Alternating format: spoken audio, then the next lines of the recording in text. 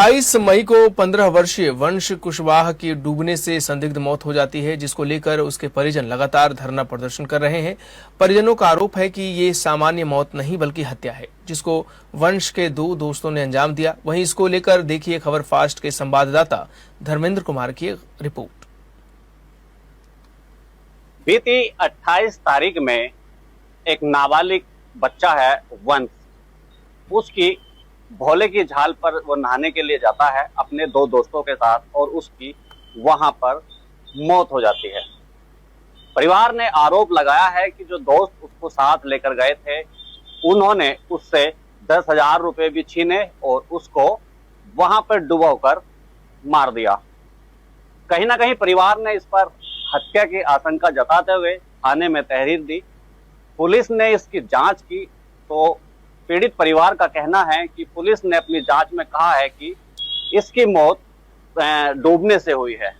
इन्होंने कहा है कि पोस्टमार्टम की रिपोर्ट जब हमने इनसे मांगी तो इन्होंने हमें पोस्टमार्टम की रिपोर्ट तक नहीं दी और ना ही इन्होंने बताया कि आखिर पोस्टमार्टम की रिपोर्ट में आया क्या है।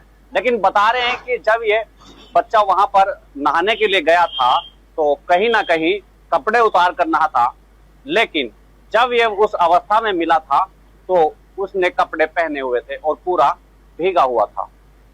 जब इसके जो दोस्त हैं वो स्वयं इनके घर आकर बताते हैं कि आपके बेटे की पानी में डूबने से मौत हो गई, लेकिन सवाल यह है कि आखिर उसकी जब पानी में डूबने से मौत हुई है तो क्या वो कपड़े पहनकर नहा रहा था? कहीं ना कहीं ये सारे सवाल जब जहन में आते हैं तो पीड़ित परिवार लगातार रो रहा है। उन्होंने कहा है कि एसएसपी साहब से आज वो मिले हैं। उन्होंने कहा है कि थाने में एक रिपोर्ट तक दर्ज नहीं की गई आरोपियों के खिलाफ। उनको उठाया जरूर था दोनों को, लेकिन फिर उनको छोड़ भी दिया, लेकिन कहीं ना कहीं अभी तक कोई कार्रवाई नहीं हुई है। पीड़ित परिवार दर दर की ठोकरें खा रहा है। कहीं ना कहीं सिर्फ वंश उनके घर का चिराग था। दो बहनों के बीच एक भाई था।